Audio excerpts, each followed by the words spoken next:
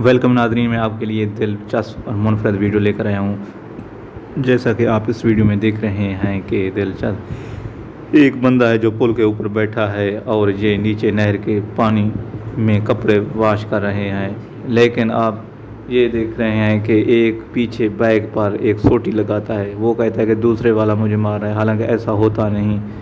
आगे अगर चलकर देखें तो एक है नहर के किनारे रोटी खा रहा है गुसंडा, एक लड़का फ़कीर है जो कि मांग रहा है, वो कहता है कि मैं भूखा हूँ, मुझे रोटी खिला दो, उसको धक्का दे देता है।